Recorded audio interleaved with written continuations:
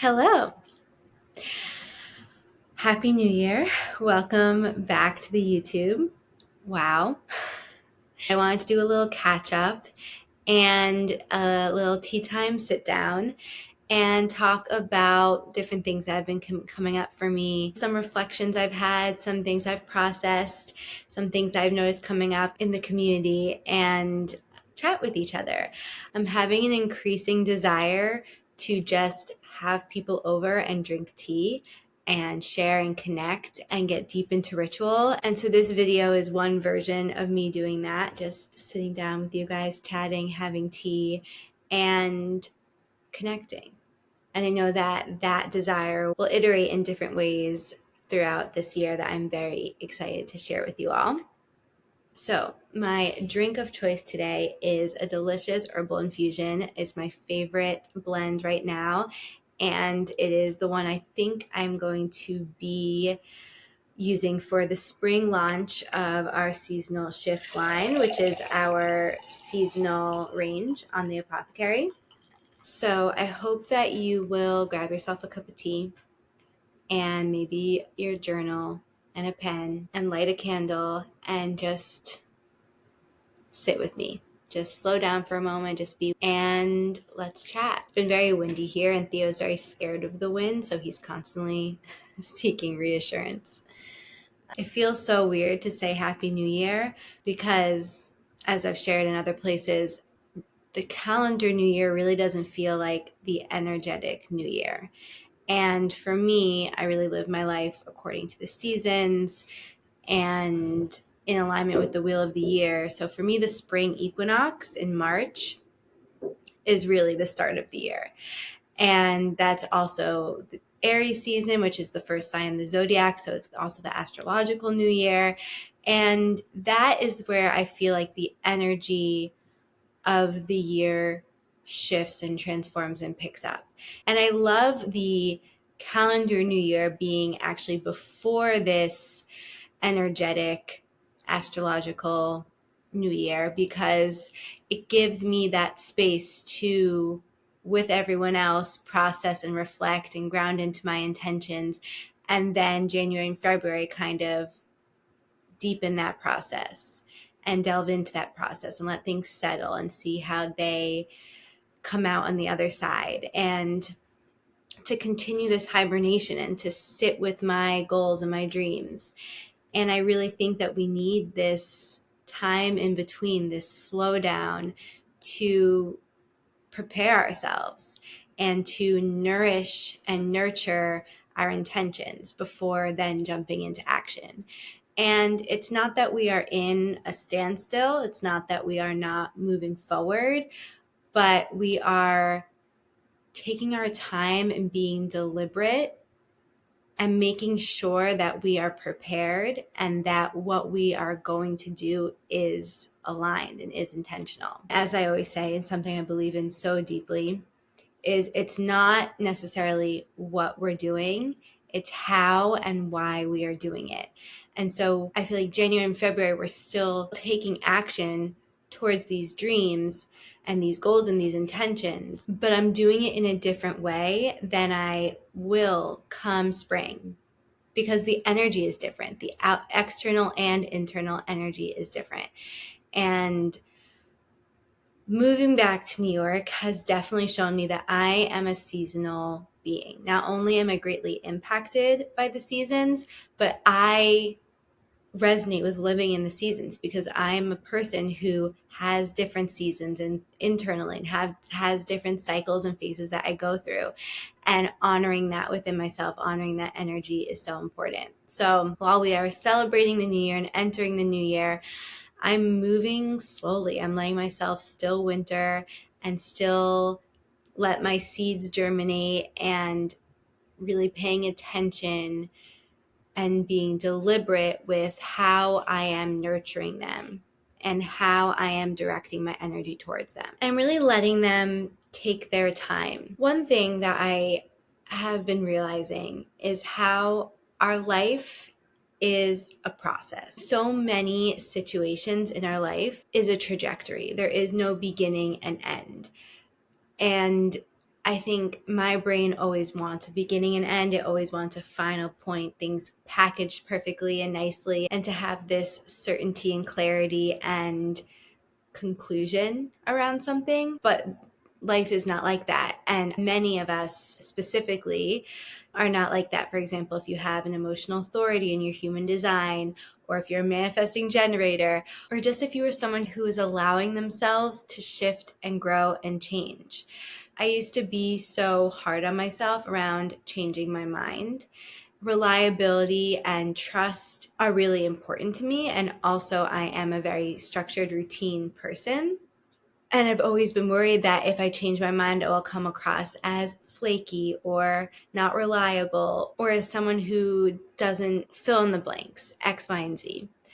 But what I've realized is I'm not changing my mind necessarily. I'm just further along in my process. And so I know more. And that is leading me to a different conclusion. For example, say you said yes to something that you thought you wanted to do, or you believed you should do, or you said yes to for some sort of reason. And then you are going through your process and you're realizing, oh, actually, I feel differently about this now, or I realize new things about it, or the truth of it was revealed, and I actually don't want to say yes anymore. And so backing out of that and changing your mind isn't you being flaky or wishy-washy or indecisive. It's you saying, no, I'm owning that. I'm further along in my process, and I've felt different things. I've learned different things. I've seen different things. I've experienced different things.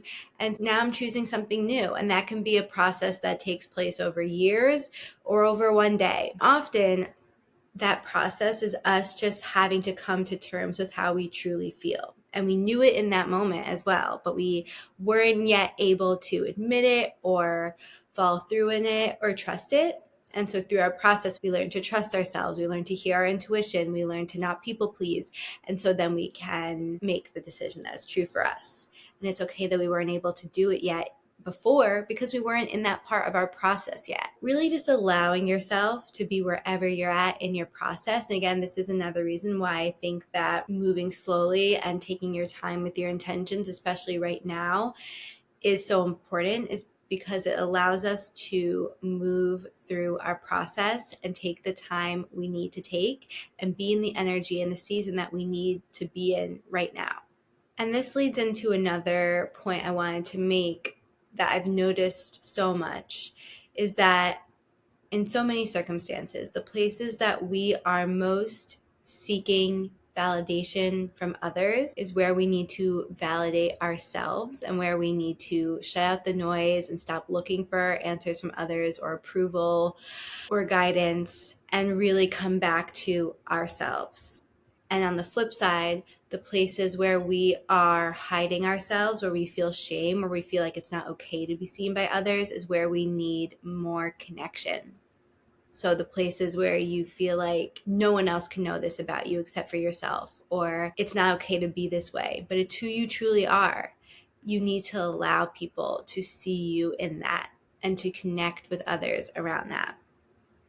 This really highlights the importance of both sides of the spectrum, being so comfortable with being by ourselves, having that practice of solitude and silence and stillness, and that trust and strength that comes from being your own best friend and knowing yourself.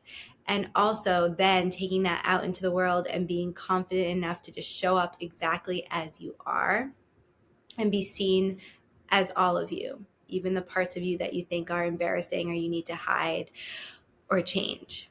How can we get really radically honest about where we are outsourcing our power and looking to others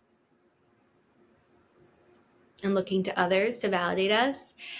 And where can we get really radically honest around where we are hiding and why?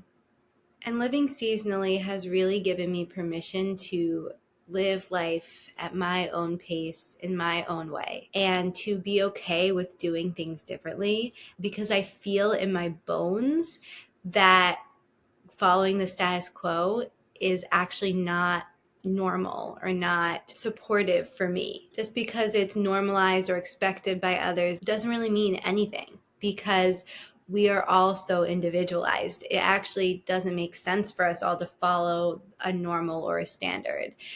And we need to be comfortable learning how we function and what works best for us. For so long, I was so afraid of this winter season, of my internal winters as well. I've written and talked about this in depth on the podcast and on my Substack. I always felt like I had to have this consistent energy, and it always had to be summer. I always had to be the sun and the energy, and that was not healthy for me, and it also wasn't who I am. And right now I'm really in this softening energy. I'm really in this gentle, slower energy. And I'm learning to embrace that side of myself. And it does feel like it's very connected to the winter season, but if it lasts longer than that, then that's okay. I'm learning to just embrace all of who I am and to get to know myself in all my different phases and chapters. I don't need to compare my energy to anyone else's. I don't need to compare my process to anyone else's. I don't need to compare my path or my trajectory or my life to anyone else's, as long as I know what's right for me and I feel confident with what is right for me. And it also doesn't mean that if you are living in a place where it's winter, but you're feeling energized and you're feeling excited to put things out into the world and to be in an internal summer or a summer season in your work, then that's great. You don't need to stop yourself from doing that just because it's winter. It's about acknowledging the seasons around us. It's about using those as check-in points and references and moments to really assess how you're feeling and what you need, and to take stock of what's happening around you and to utilize that, to know that that is a part of the ingredients of what's happening in your life, not to just ignore nature and to ignore what's happening around us. We are nature, and nature is part of the equation. But most importantly, nothing is a steadfast rule, and nothing is how you should be doing it. It's all about tuning into what's happening around you. It's all about using your connection to yourself and nature and the world around you in order to live most authentically. Well, I could go on for a while, but I think I'll leave it there. My summary is really tune into where you're at right now, what you need right now, and allow yourself to be there. I wish that you guys were really over for tea and I could hear your responses and how you're feeling and what season you're in. So please feel free to comment below or message me how you're doing, how you're feeling, what season you're in externally and internally, and any other thoughts or reflections or insights, intentions that you have. And I will be back very soon.